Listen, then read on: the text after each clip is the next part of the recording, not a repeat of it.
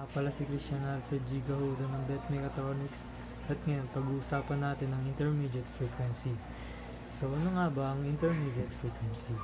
Intermediate frequency ay isang product ng isang mixed signal at oscillator. Ang tawag sa process na yon ay heterodyning. Ngunit may isang humaharang sa signal at oscillator na ma-process at ito ang image. So, para mawala ang image sa magsasagawa tayo ng dual conversion. Ang dual conversion ay pag-process pa ng isa pang IF para mabawasan ng noise sa paligid.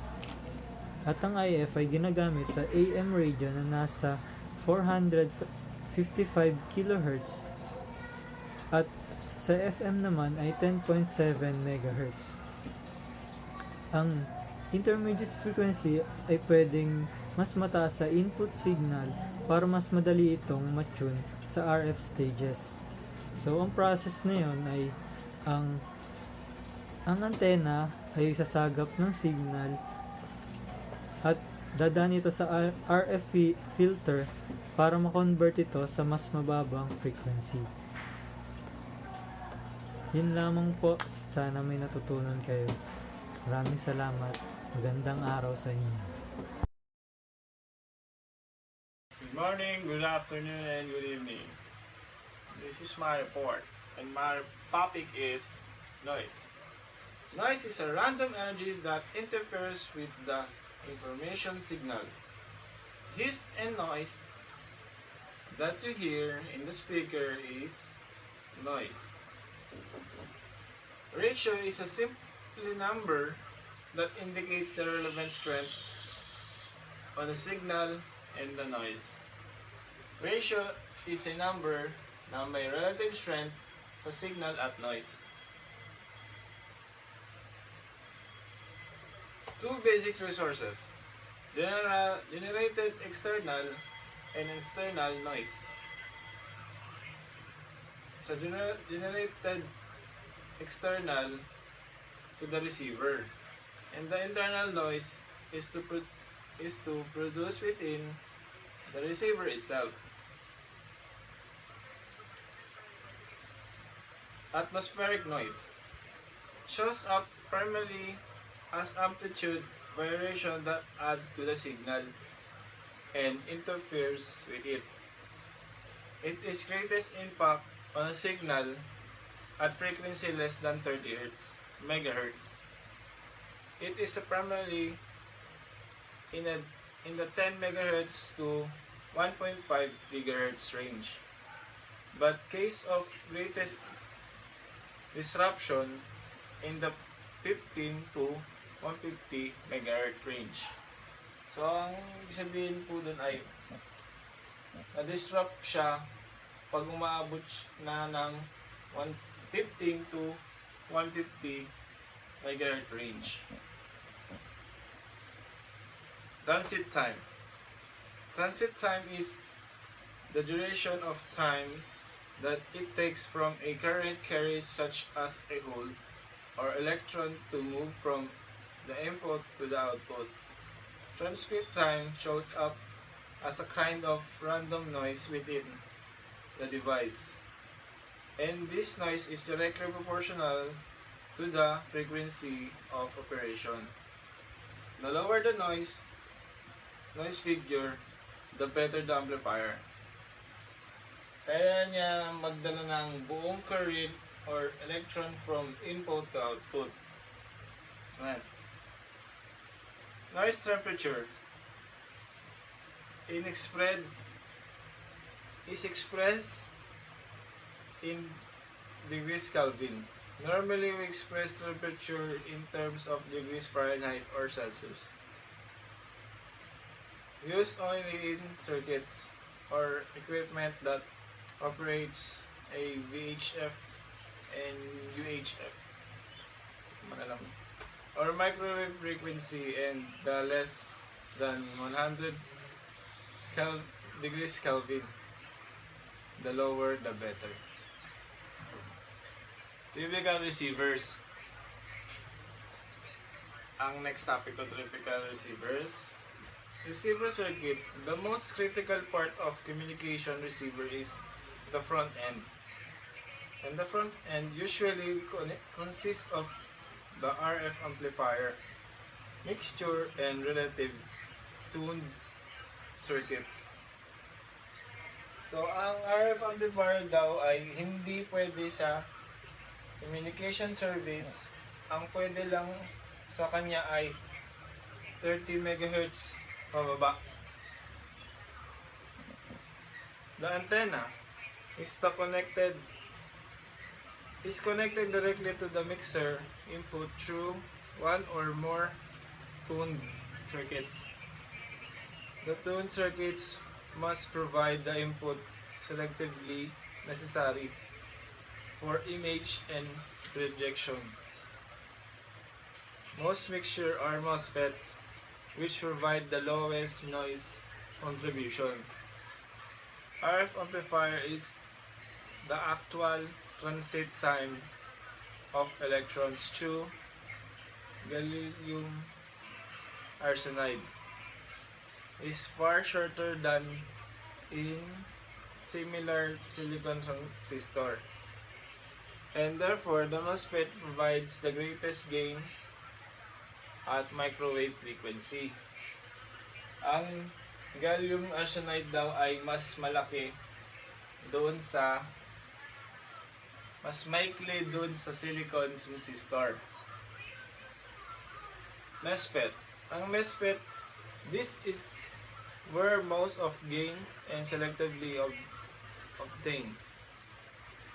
It is compromised between the goods selectivity and stability, which is the best obtained at lower frequency and good image rejection. It is the field effects transistor or semiconductor device.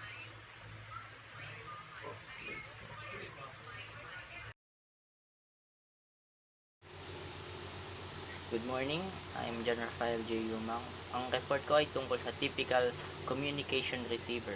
So first, radio receiver is an electronic device that receives radio waves and converts the information carried by them to be a usable form. Also, communication receiver is a type of radio receiver which is used as a component of a radio communication link. A communication receiver receives part of the radio spectrum not used for broadcasting, such as military, for aircraft, marine, and other uses.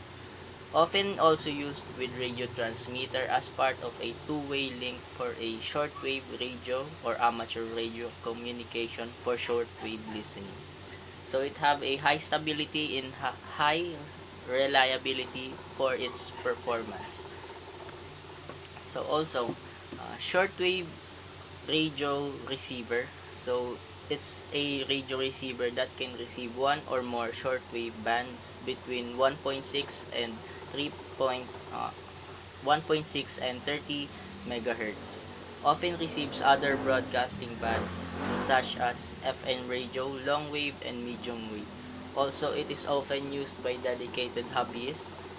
It's called a shortwave listener.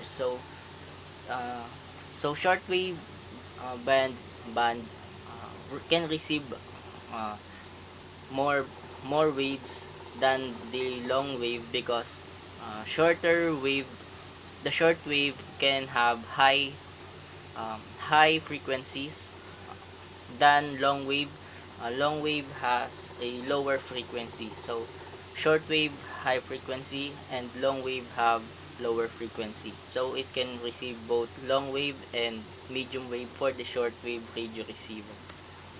So the basic receiver functions. So a well-equipped SW receiver can receive continuous wave and single side band modes in addition to the AM mode that is used by broadcasters. So some own receivers only tune within frequency bands allocated by international agreement because other frequency bands are registered on the government.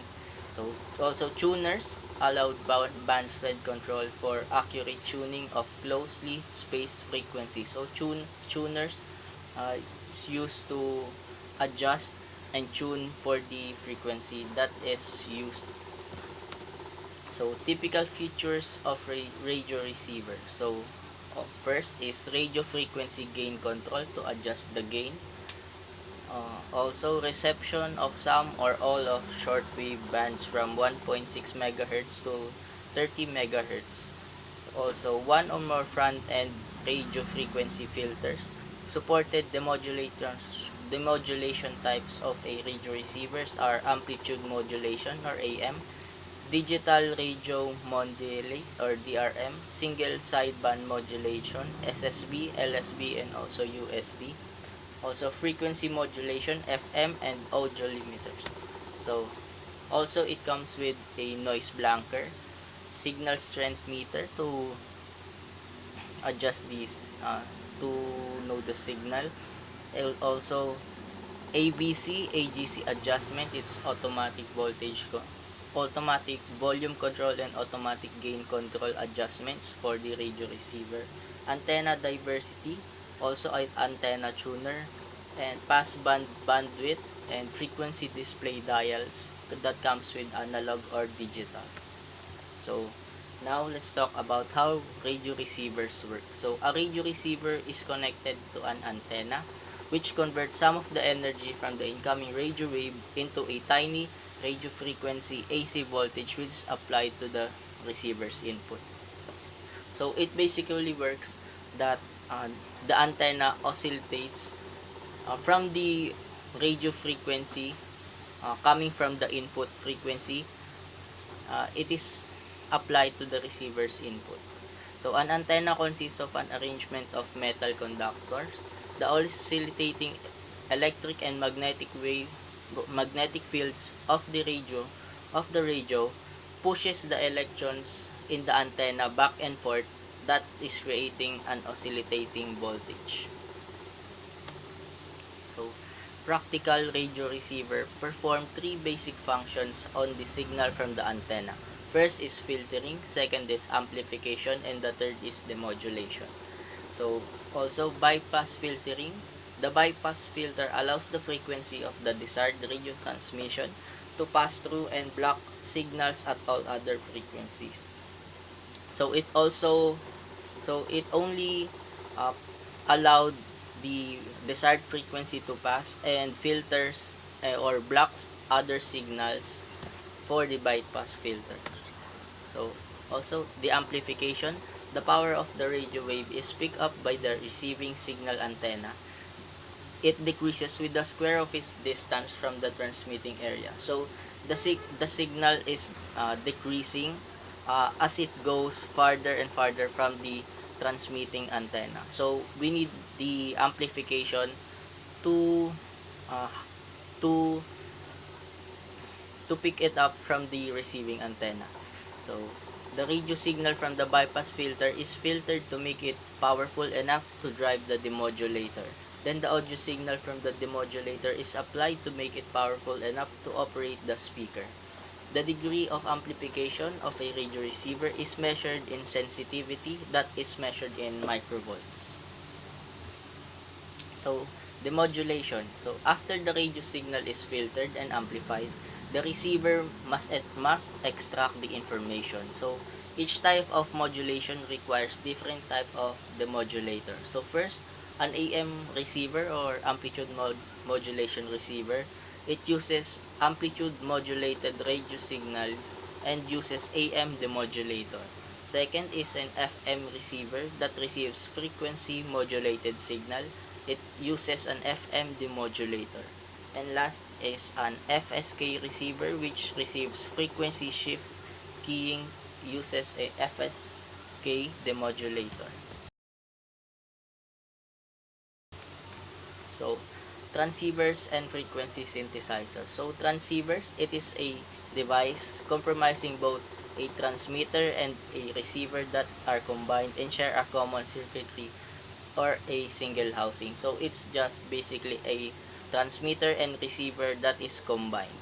So it is a cordless telephone So first is a cordless telephone uses an audio and radio transceiver for the handset and a radio transceiver for the base station. So a modern similar to a transceiver, it sends and receives signal, but a modern modem uses modulation and demodulation. So frequency synthesizer.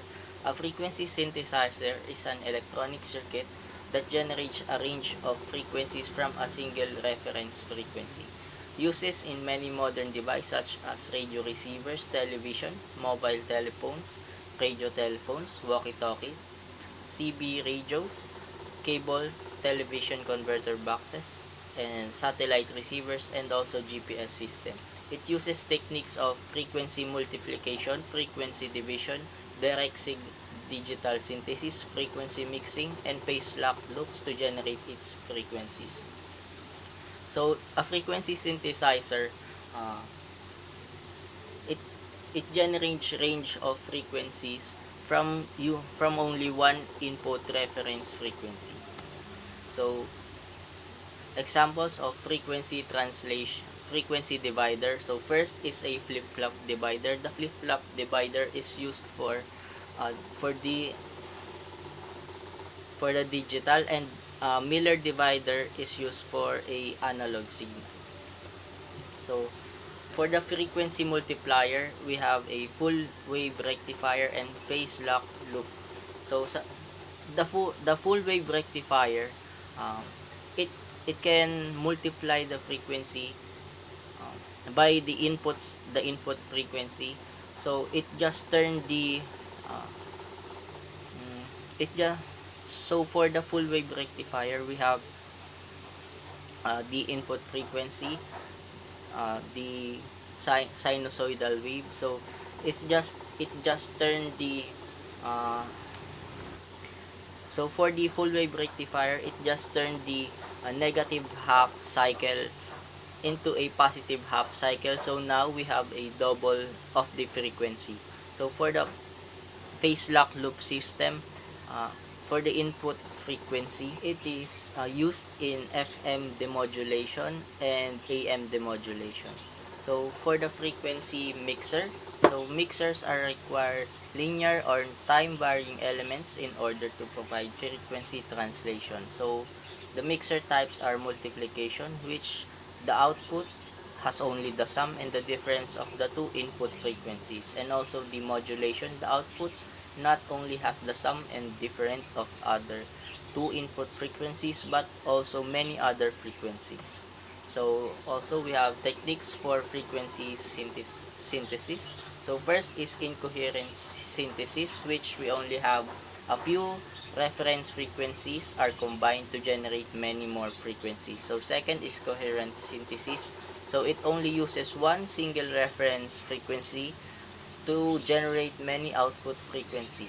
So we have coherent direct synthesis. So frequency mixers, frequency dividers, and frequency multipliers are used to generate many output frequencies. This method is also called arithmetic synthesis. We also have coherent direct digital synthesis. The digital accumulators, ROMs, and digital analog converters are used to generate a discrete time approximation to a sine wave. And last, we have coherent indirect synthesis, so the voltage controlled oscillators, mixers, phase lock loops or PLLs, frequency multipliers, frequency dividers generate an output that has a definite relationship to a reference frequency. So that's all for my report.